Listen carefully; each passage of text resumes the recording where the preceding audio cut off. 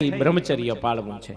બ્રહ્માજીને ગુસ્સો આવ્યો, હજી પહેલા જ બાળકને જન્મ દઈને જો આ સંસારમાં નહીં રહે તો પછી સૃષ્ટિ કેમ થશે? ચલો મારો આદેશ છે, રહેવાનું છે, નહીં બાપુજી બીજા બધા કામમાં અમે તમારું કયું કરશું, પણ અમારે બ્રહ્મચર્ય પાળવું છે એ બાબતમાં અમે તમારી વાત નહીં માનીએ। એટલે બ્રહ્માજીને ગુસ્સો બરાબરનો આવ્યો। ગુસ્સામાં એટલો બધો બ્રહ્માજીની આંખમાં ગુસ્સો વ્યાપી ગયો, લાલ ચોળ નેત્ર થયા, ભ્રકુટી ફરકવા લાગી। પણ પછી એમ થયું કે આ ખોટું કહેવાય, મારે ગુસ્સો ન કરવો જોઈએ, એટલે ગુસ્સાને જરા શાંત કર્યો। પણ આંખમાંથી જે ગુસ્સો બહાર આવ્યો એમાંથી 11 રુદ્રનો જન્મ થયો। 11 રુદ્રોએ પોતાના પિતા બ્રહ્માને કહ્યું, પિતાજી અમે શું કરીએ બોલો? તો કે સૃષ્ટિ કરો। અને સૃષ્ટિ ક્રોધમાંથી જન્મેલા 11 રુદ્રોએ જ્યારે પ્રારંભ કરી ત્યારે પોતે જેવા જન્મ થયા હતા એવા જ હોય ને પછી એના દીકરાએ, એટલે ભૂત ને પ્રેત ને પિશાચ ને આવા બધાને સર્જન કર્યા।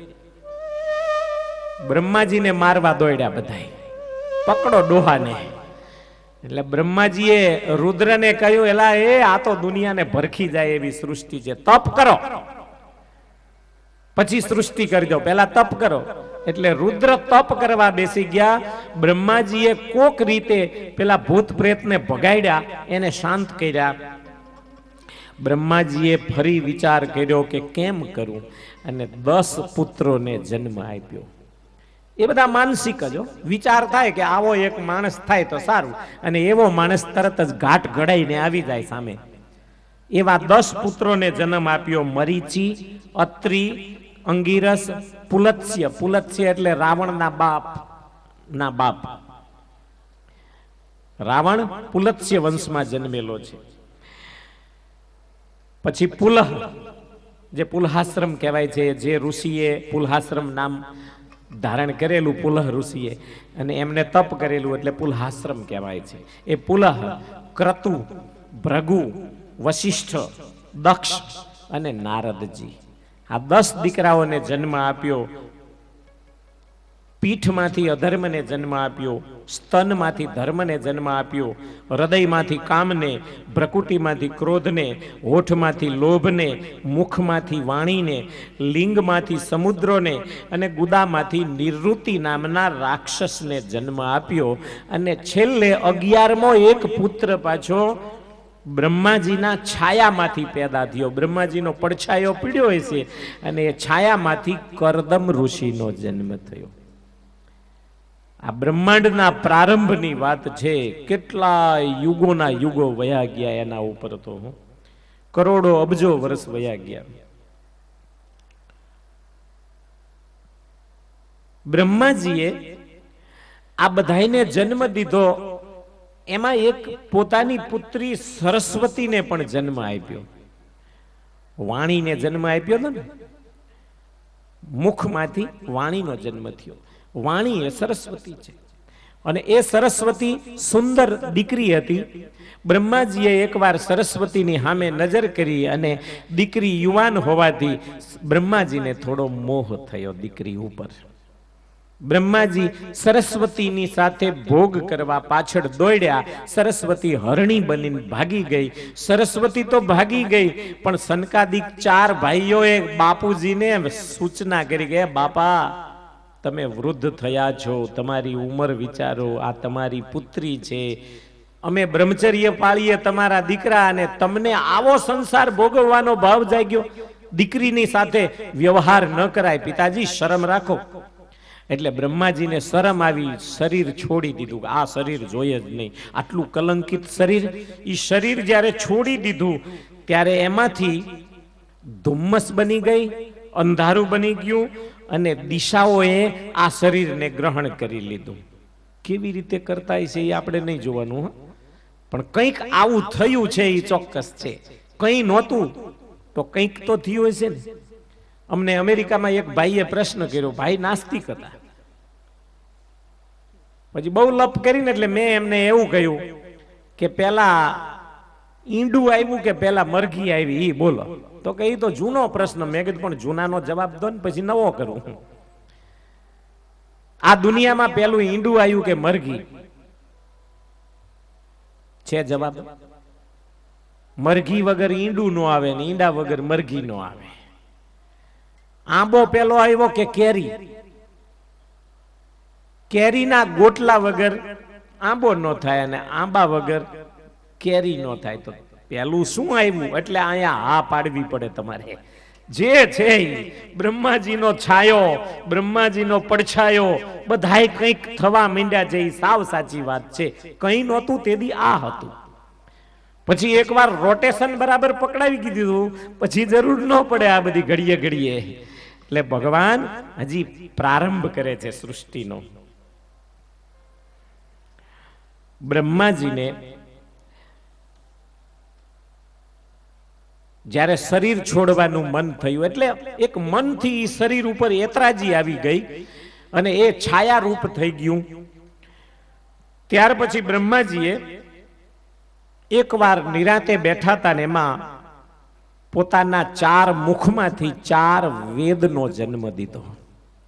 4 વેદ બ્રહ્માના એક મુખમાંથી નીકળ્યા. હોતા બન્યા, અધ્વર્યુ બન્યા, કર્મ બન્યા, યજ્ઞો બન્યા, ઉપવેદો બન્યા, ન્યાય બન્યા, ધર્મના 4 ચરણ સત્ય, શૌચ, દયા અને તપ બન્યા. 4 આશ્રમો, 4 આશ્રમોની આજીવિકાઓ, આ બધું જ બ્રહ્માજીએ નોખું નોખું ગોઠવી આપ્યું. એક દિવસ બ્રહ્માજી બેઠા છે, બરાબર પાટે ચડતું નથી, કંઈ સમજણ પડતી નથી, મનન કરવા લાગ્યા. શું કરવું, કેમ કરું તો આ સૃષ્ટિ ફટાફટ વધે. બ્રહ્માજીને ઉતાવળ છે, કારણ કે નહીતર હમણાં રાત પડી જાય પાછું બંધ કરવાનું થાય છે આ કારખાનું. તો હવારે જે કારખાને પહોંચે ને ફટાફટ કામે ચડે તો સાંજ સુધીમાં કામ પૂરા પડે. નહીતર કે હમણાં કરશું બપોર પછી, તો બપોર પછી કઈ કામ ન થાય. બ્રહ્માજીના દિવસમાં આ સૃષ્ટિ થાય અને બ્રહ્માજી સુવે ત્યારે બધો પ્રલય થાય. વળી પાછા જાગે એટલે પાછું કારખાનું ચાલુ. વિચારતા હતા બેઠા બેઠા, એમાં બ્રહ્માજીના શરીરના 2 ભાગ થઈ ગયા. સમજાય કે ન સમજાય હા પાડી દીજો. 2 ભાગ થઈ ગયા બ્રહ્માના શરીરના. એક દીકરી બની ગઈ ડાબો ભાગ, જમણો ભાગ દીકરો બની ગયો. દીકરો બન્યો એનું નામ મનુ રાખ્યું અને દીકરી બની એનું નામ શત્રુપા રાખ્યું. 2 જણાએ પાછા બાપની સામે વિનંતી કરી, બાપુજી અમે શું કરીએ કહો. હવે બ્રહ્માજીના 2 ભાગ થઈ ગયા, દીકરો દીકરી થઈ ગયા. એમ નહીં, બ્રહ્માજીના વિચારના 2 વિભાગ થયા કે આ એક માયલું છે ને એટલે જામતું નથી. પણ એક જો માયા હોય ને એક પુરુષ હોય, 2 ભેગા થાય ને તો હમણાં ફટાફટ સૃષ્ટિ થાય. એટલે બ્રહ્માજીએ પોતાના વિચારને, પોતાના મનનને 2 વિભાગમાં વિભક્ત કર્યા. એક બુદ્ધિ અને એક મન.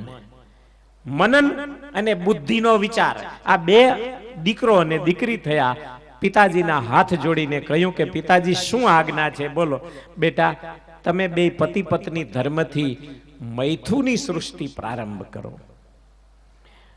અત્યાર સુધી સંકલ્પ સૃષ્ટિ કરતા હતા પણ બરાબર જામતું નથી. એમાં મૈથુની સૃષ્ટિ કરશો તો સંસાર જલ્દી ભરાઈ જશે. સારું પિતાજી. મૈથુની સૃષ્ટિમાં શત્રુપા અને મનુના સંયોગથી 5 પુત્ર પુત્રીનો જન્મ થયો. એમાં 2 પુત્ર ઉત્તાનપાદ અને પ્રિયવ્રત, 3 પુત્રી આકુતિ, દેવહૂતિ ને પ્રસૂતિ. આ 5નો જન્મ થયો. આકુતિને રુચિ નામના ઋષિ સાથે પરણાવી, દેવહૂતિને કરદમ ઋષિ સાથે પરણાવી, જ્યાં કપિલ ભગવાનનું પ્રાગટ્ય થયેલું અને સાંખ્ય જ્ઞાન વિસ્તાર કરેલું. પ્રસૂતિને દક્ષ પ્રજાપતિ સાથે પરણાવી. બ્રહ્માજી ખુશ થયા. 5 દીકરા તમારે થઈ ગયા, લો બહુ સારું, આ સંસાર સારો ચાલ્યો તમારો. મનુએ કહ્યું પિતાજી જો તમે મને હજી આ કમળ ઉપર જ બેસાડ્યો છે, બાકી એક પૃથ્વી લાવી આપો ને જગ્યા, તો આખી પૃથ્વી ભરી દઉં સંસારમાં. માણસો બનાવી દઉં ચારે બાજુ, સૃષ્ટિનો પાર ન રહેવા દઉં. પણ બાપુજી પૃથ્વી ક્યાં ગઈ? બ્રહ્માજીએ કહ્યું કે એને તો અસુરો ગયા કલ્પમાં રસાતળમાં લઈ ગયા છે. બ્રહ્માજીને એમ થયું કે જો પૃથ્વી હોય ને તો કામ ફટાફટ થાય. સંકલ્પ કર્યો પૃથ્વી હોય તો મજા આવે. અને અચાનક બ્રહ્માજીને છીંક આવી. જેવી બ્રહ્માજીને છીંક આવી, નાકમાંથી એક અંગૂઠા જેવડું ભૂંડનું સ્વરૂપ પ્રગટ થયું. બોલીએ વરાહ સ્વરૂપ ભગવાન કી જય. આપણે કહ્યું હતું ને કે હાથ ઊંચા કરીને જય જયકાર કરવાનો, નહીતર તમારા માથે પાપ બેહી જાય છે. બોલીએ વરાહ સ્વરૂપ ભગવાન કી. હા, હવે ગયા પાપો આપડા. ભગવાન વરાહ નારાયણ નાના અંગૂઠા જેવડા રૂપે બ્રહ્માના નાકમાંથી પ્રગટ થયા. ત્યાં તો 24 તત્વો અને બધા જ દેવતાઓ સ્તુતિ કરવા લાગ્યા. વરાહ નાના હતા, એ મોટા પહાડ જેવડું સ્વરૂપ થઈ ગયું. મોટું ભૂંડનું સ્વરૂપ જોઈ બ્રહ્માજી ખુશ બન્યા. ભગવાનની પ્રાર્થના કરીને કહ્યું, પ્રભુ, આ મારો દીકરો મનુ એમ કહે છે કે પૃથ્વી હોય તો મજા આવે, આપ પૃથ્વી લાવી આપો ને. અને ભગવાન બ્રહ્માના દેખતા જળમાં પ્રવેશ કર્યો. પાતાળમાં રહેલી પૃથ્વીને, રસાતળમાં રહેલી પૃથ્વીને પોતાના દાંત ઉપર પકડ્યા અને આખે આખો પૃથ્વીનો ગોળો લઈને ભગવાન બહાર આવતા હતા. એમાં હિરણ્યાક્ષ નામનો દૈત્ય સામો મળ્યો. ભગવાને હિરણ્યાક્ષનો વધ કર્યો અને પૃથ્વી જળ ઉપર સ્થિર બનાવી. વિદુરજી કહે છે કે મહારાજ, હજી તો બહુ કઈ સૃષ્ટિ આગળ વધી નહોતી, ત્યાં આ હરણાકંસ ક્યાંથી ભટકાણો પાછો? કોણ હતો હિરણ્યાક્ષ? મૈત્રેયજી કહે છે, વિદુર, આ તો ઘણા બધા કલ્પોની કથાઓ ભેગી કહી છે. આ કપોળ કલ્પિત નથી, પણ ઘણા બધા કલ્પોની વાતો ભેગી થઈ છે, એટલે આપણને સમજાતી નથી કે આ ક્યારે બન્યું છે. પણ વિદુર, એકવાર કશ્યપ ઋષિ અને પોતાની પત્ની દીતિ બે જણા સંધ્યા કાળે યજ્ઞકુંડ પાસે બેઠા છે. કશ્યપ ઋષિએ યજ્ઞકુંડમાં હોમ કર્યો. સંધ્યાનો વખત છે. દીતિને પોતાના પતિનું સૌંદર્ય જોઈને અચાનક મનમાં વાસના થઈ, મારે ઋતુદાન જોઈએ છે. પતિદેવ, મને અત્યારે જ ઋતુદાન દો. કશ્યપ ઋષિએ ના પાડી કે નહીં સતી, અત્યારે તો અસુર વેળા કહેવાય. મહાદેવજી અત્યારે પોતાના ભૂત પ્રેતોને લઈને ફરવા નીકળ્યા હોય. સંધ્યાના કાળે કોઈ દિવસ સંભોગ ન કરાય. દીતીએ બહુ આગ્રહ કર્યો, નહીં, આટલું મારું તમારે માનવું પડશે. મારું મન બહુ વિવળ થયું છે, મારે અત્યારે જ ઋતુદાન જોઈએ છે.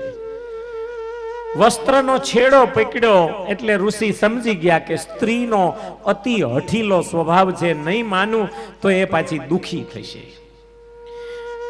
અને સ્ત્રીનો આવેગ સમજી ઋતુકાળ ન હોવા છતાં એ ઋતુદાન આપ્યું.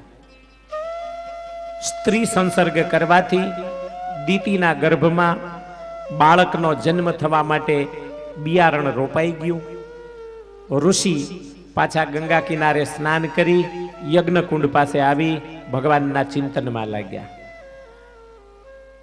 દીતી આવ્યા, સ્વામી પાસે આવીને કહ્યું કે નાથ, મેં તમને ખોટા સમયે તમારી પાસેથી વિવળ બનાવી અને ઋતુકાળ વગર મેં તમારી પાસે ઋતુદાન માગ્યું.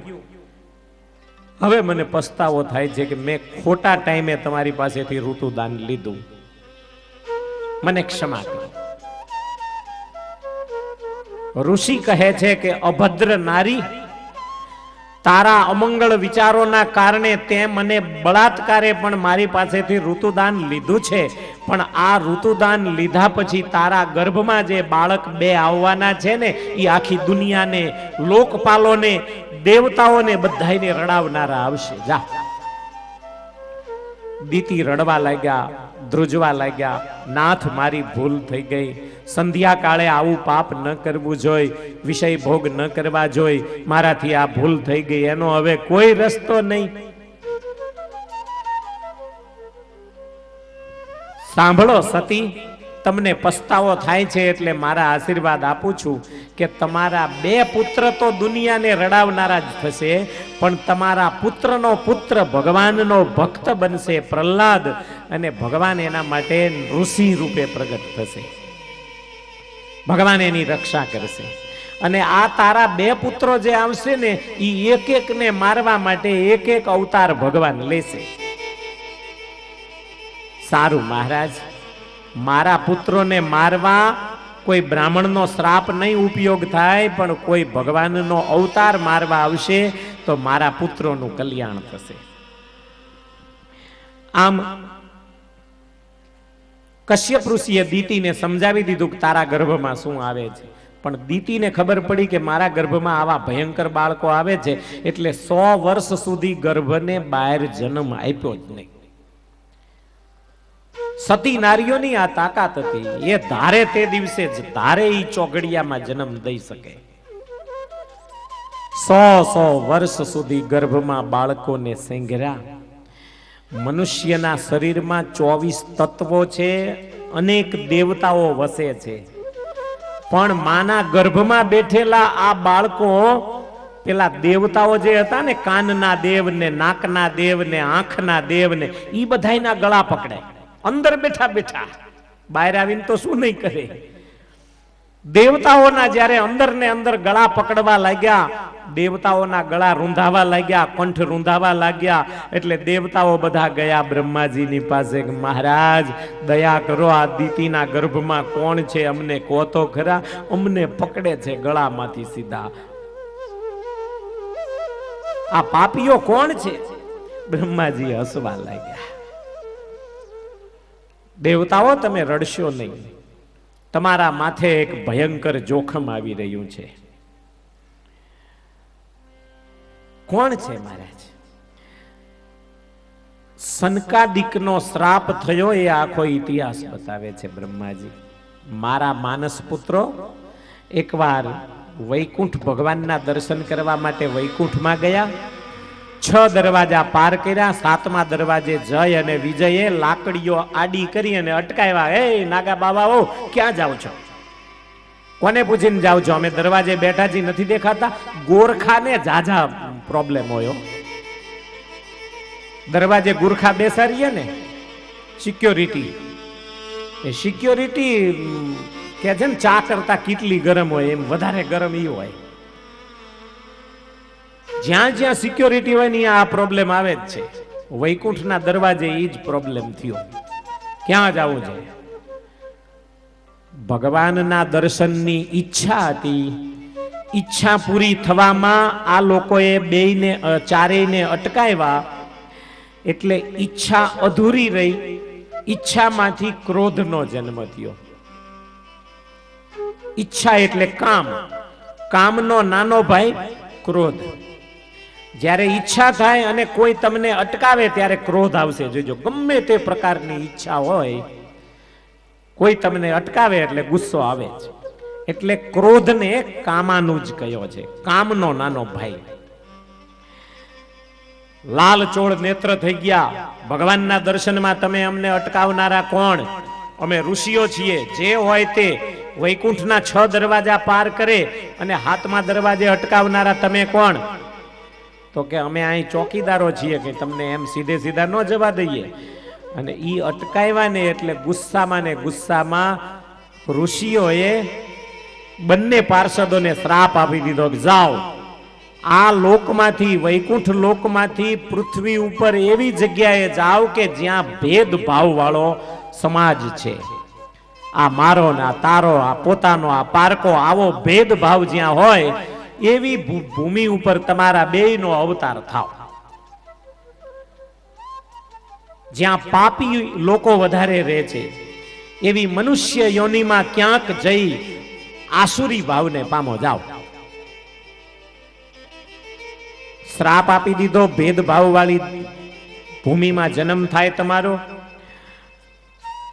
જય વિજય વિનંતી કરવા લાગ્યા, મહારાજ તમે તો લાગો છો 5 વર્ષના નાના નાના, પણ છો મહાન ઋષિઓ, તમે અમને શ્રાપ આપ્યો, અમારે હવે ભેદભાવ વાળી જમીન ઉપર જવું પડશે, અમે પાપી થઈ જઈશું, અમે ભગવાનને ભૂલી જઈશું, દયા કરો, અમને ભગવાનનું સ્મરણ અસુર યોનિમાં પણ ભૂલાય નહીં એવી દયા કરો. માફી માંગી ને એટલે થોડા રાજીએ થઈ ગયા. સંતનો ક્રોધ ક્ષણિક હોય. જાઓ, અમારા આશીર્વાદ છે, તમને ભગવાન ભૂલાય છે નહીં, પણ વેર ભાવે તમે ભગવાનને ભજશો. આ દેકારો થયો ને એટલે ભગવાનને વૈકુંઠમાં ખબર પડી. ભગવાન ખુલ્લા પગે વૈકુંઠમાંથી બહાર આવ્યા દરવાજે. ત્યાં તો સનકાદિક ચારેય ભગવાનના ચરણમાં દંડવત કરી વંદન કરવા લાગ્યા. પ્રભુ, અમે થોડો અપરાધ કર્યો છે, તમારા 2 પાર્ષદોને અમે શ્રાપ આપ્યો છે. ભગવાને કહ્યું, શું કામ શ્રાપ આપ્યો?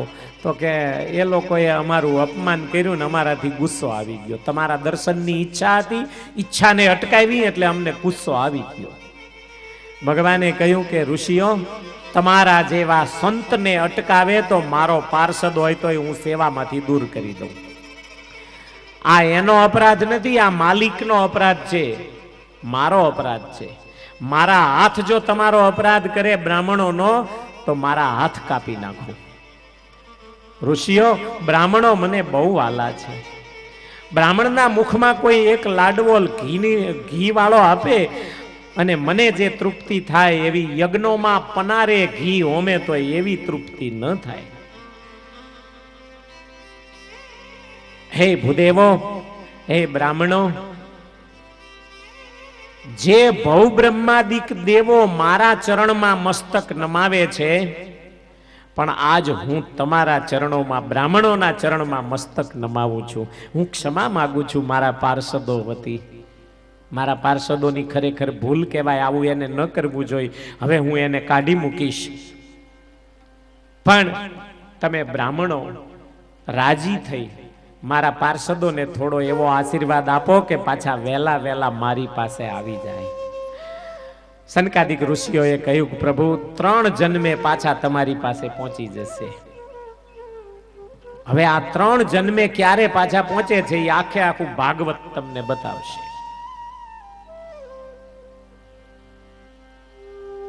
મારા ચરણમાંથી નીકળેલી પાણીની ગંગા, એમાં શંકર નાય, બ્રહ્મા નાય, દેવતાઓ નાય, સાધુઓ નાય, સંતો નાય, સંસારીઓ નાય, પાપી નાય, પુણ્યશાળી નાય, એવા મારા ચરણારવિંદની રજ જેને પવિત્ર કરે છે, આજ હું તમારા ચરણની રજને માથે ચડાવું છું. ઋષિઓ, ક્ષમા કરજો, મારા પાર્ષદોનો કરેલો અપરાધ ભૂલી જજો. આ તો મારા કપાળનો કોઢ કહેવાય, મારી આબરૂને ધક્કો લાગે.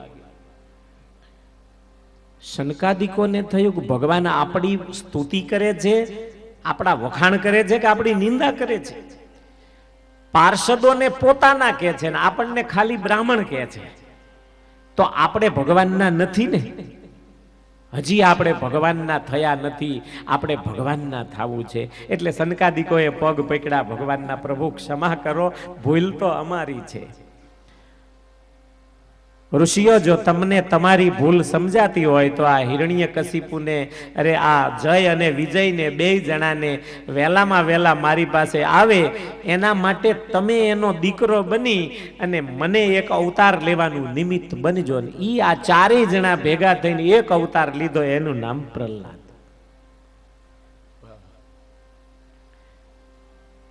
બ્રહ્માજી કહે છે કે દેવતાઓ, ઈ જે જય અને વિજયને શ્રાપ થયો, ઈ 2 અસુર-યોનિમાં જન્મ લેવા માટે દીતિના સંધ્યાકાળે ઋતુદાનમાં પ્રવેશ કરી અને હવે દુનિયા આખીને રડાવવા માટે ઈ 2 તત્વો આવે છે. સાવધાન રહેજો, તમારા સ્વર્ગની સલામતી નથી, તમારી અપ્સરાઓની સલામતી નથી, તમારી દેવાંગનાઓની પણ સલામતી નથી. જરૂર લાગે તો સંતાઈ જજો, ભાગી જજો, છુપાઈ જજો, શરણે થઈ જજો, છોડશે નહીં કોઈને. દેવતાઓને સાચો ખ્યાલ આવ્યો એટલે બ્રહ્માજીને વિનંતી કરી ત્યાંથી વિદાય થયા. આ બાજુ દીતીએ બંને બાળકોને એક સાથે જન્મ આપ્યો છે. એક પછી એક બાળકનો માના ઉદરમાંથી બહાર અવકાશમાં જન્મ થયો. બે બાળક જ્યારે જન્મ્યા ને ત્યારે આકાશમાં ઉલ્કાપાતો થવા લાગ્યા, પૃથ્વી ઉપર ભૂકંપો થવા લાગ્યા, વજ્રપાત થતા હોય એવો અનુભવ થયો. ગાયો રડવા લાગી, પશુ પક્ષીઓ રડવા લાગ્યા. આવો ભયંકર કાળ જ્યારે આવ્યો ત્યારે આ બેના જન્મ થયા છે. અચાનક ધૂમકેતુઓ દેખાવા લાગ્યા આકાશમાં. કશ્યપ ઋષિએ દીતીને કહ્યું કે દીતી, બે ભયંકર બાળકો આપણે ઘેર આવી ગયા છે, આ દુનિયા આખીને રડાવશે, પણ આનું બીજું થાય શું? હવે બેયના નામ પાડ્યા છે. મોટાનું નામ હિરણ્યકશિપુ પાડ્યું છે, નાનાનું નામ હિરણ્યાક્ષ પાડ્યું છે.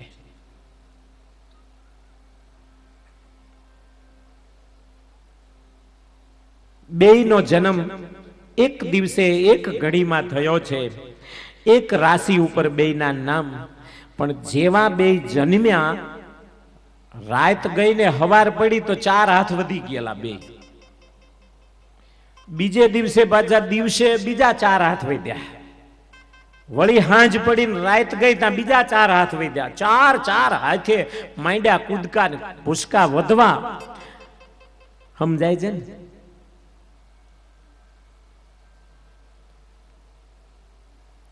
હિરણ્યકશિપુ ને હિરણ્યાક્ષ એટલે લોભના 2 વિભાગ છે. એક ભેગું કરવાનો લોભ અને એક ભોગવી લેવાનો લોભ. એકને ખાવાથી સંતોષ ન થાય અને એકને પૈસા ભેગા કરવાથી સંતોષ ન થાય. જે પૈસા ભેગા કરવામાં પડે એને ખાવાનો શોખ ન હોય. જોઈજો તમે, જેને બહુ પૈસા ભેગા કરવાનો શોખ થાય ને એ પછી ભોગવી ન શકે, અને જેને ભોગવવાનો શોખ હોય એ ભેગું ન કરી શકે. લોભના 2 વિભાગ. હિરણ્યકશિપુ એટલે ભોગ બુદ્ધિ અને હિરણ્યાક્ષ એટલે ભેગું કરવાની સંગ્રહ વૃત્તિ. લોભ રાતે 4 હાથ વધ્યો હોય ને બીજે દી સવારે બીજો 4 હાથ વધી જાય. એરંડાના 700 થાય તો દેવા છે, અને જયારે 700 થાય ને તો કે હવે 750 થાય પછી દેશું. આમ નામ 4 હાથ વધતો જ રે, એને લોભ કહેવાય. લોભને ક્યાંય અટકાવ ન હોય. ગયડા ડોશીમાં 2 નાના દીકરા, ગામની બહાર એક અગોચર જગ્યા, બાવળિયા ઉગેલા. ધીરે ધીરે બાવળિયા કાપ્યા, વચ્ચે એક બાવળિયો રહેવા દીધો, એના છાંયે પરબની માટલીઓ મૂકી, અને જે લોકો ગામના આજુબાજુના ગામવાળા જાતા હોય ને આવતા હોય એને પરબનું પાણી પાય, બધા આશીર્વાદ આપે, કોઈ પાઈ પૈસો નાખે. ડોશીમાનું ગુજરાન ચાલે. 2 છોકરા સુખી થયા.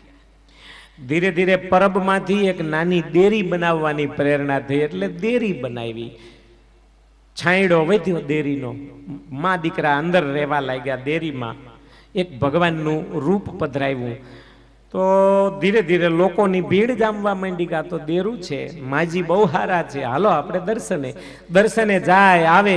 એમાં ઓલા બાવળિયા વચ્ચે જાય ને કોઈને કાંટા વાગે એટલે કોઈ કે માજી હું પથરા પહોંચાડી દઈશ, એમ કરો અને વંડો વારી દો એટલે બાવળિયાના કાંટા વાગે નહીં. બીજો આવીને કે માજી હું તમને સિમેન્ટ પૂરો પાડી દઈશ, એને વરંડાને ચૂનો લગાવી દેજો બરાબર. ત્રીજો આવીને કે ઈંટું જોઈ એટલી હું દઈશ. અને માજીને તો મજા પડી. ઈંટ, ચૂનો, પથ્થર, કડિયા મફતમાં આવી ગયા. બધાએ ચણી દીધું, ચારે બાજુ દિવાલ થઈ ગઈ, દેરું જરાક મોટું કરી દીધું, શિખર વાળું થઈ ગયું. અને લોકો આવીને ટોકરો વગાડે ને રૂપિયો નાખે, ટોકરો વગાડે ને રૂપિયો નાખે. માજીને તો થઈ ભાઈ બગડાટી બોલી પૈસાની.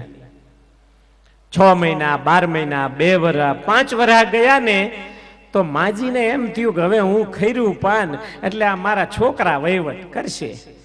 છોકરાઓને બેયને મંદિરનો વહીવટ દઈ દીધો અને બીજા 2 મહિના પછી ગામ લોકો જ્યારે બીજા ગામના જાપે ગયા ને તો અહીંયા ડોશી પાછા કાંટા કાંકરા આગા કરતા હતા. સમજણ પડી? સમજાય નહીં રામ નામ જાય. બીજા ગામના જાપે પાછા કાંટા કાંકરા આગા કરીને બીજું એક ડેરું મારા દીકરાને કરી દઉં. આ લોભ. એકમાં સંતોષ નથી, વારે વારે આવા વાડા વાયરા જ કરે છે. હું ને તમે બધાએ આ જ રસ્તે ભૂલા પડીએ છીએ ને ત્યારે આપણામાં જ હિરણ્ય કશિપુ ને હિરણ્યા